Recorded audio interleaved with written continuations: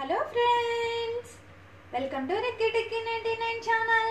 Today special wow చూస్తున్నారు కదా వేడి వేడి నాటుకోడి పులుసు చాలా అంటే చాలా టేస్టీగా అండ్ స్పైసీగా కూడా ఉంది. మీరు కూడా ట్రై చేయాలనుకుంటున్నారు కదా, అయితే ఆలస్యం ఎందుకు, let's start process.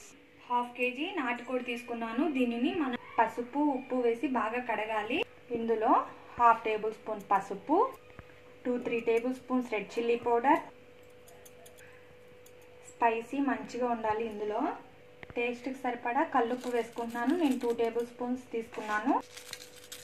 1 table spoon అల్లం వెల్లుల్లి పేస్ట్ వేసి వీటి మొత్తాన్ని మిక్స్ చేసుకోవాలి.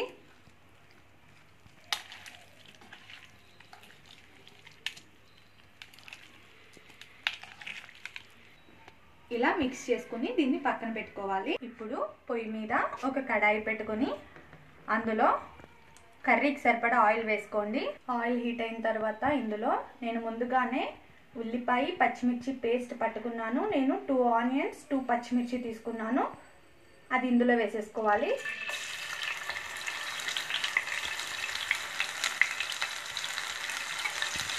దీని మొత్తాన్ని లైట్ డీప్ ఫ్రై చేసుకోవాలి.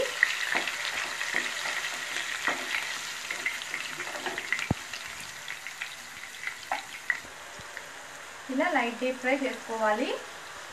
మనం ముందుగా నాటుకోడికి మసాలా అంతా పట్టించాం కదా, ఇప్పుడు దీన్ని కూడా మనం ఆనియన్ డీప్ ఫ్రైలో వేసేసుకుందాం. ఇప్పుడు దీని మొత్తాన్ని బాగా మిక్స్ చేసుకోవాలి. ఇలా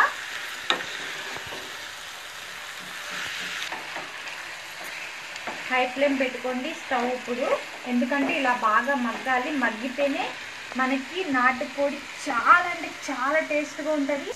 ఇలా మగ్గిన తర్వాత ఇందులో చూడండి కొంచెం గసగసాలు జీడిపప్పు పౌడర్ నేను ఆల్రెడీ పట్టుకున్నాను, అది వేసుకుంటే చాలు 1 టేబుల్ స్పూన్.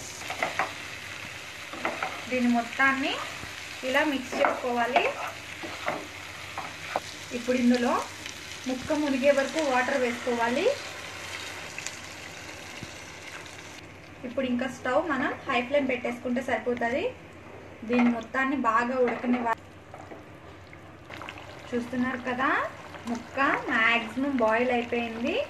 ఇప్పుడు ఇందులో కొంచెం గరం మసాలా పౌడర్ వేసుకోండి. చాలా బాగుంది టేస్ట్ అయితే, స్మెల్ కూడా సూపర్ ఉంది. ఇప్పుడు ఇందులో కొత్తిమీర కొంచెం వేసుకోండి. దీన్ని ఒకసారి ఇలా మిక్స్ చేసుకుని ఇంకా మనం సర్వింగ్ బౌల్లోకి సర్వ్ చేసేసుకుందాం.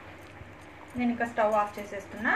వావ్, చూస్తున్నారు కదా వేడి వేడి నాటుకోడి పులుసు ప్రిపేర్ అయిపోయింది.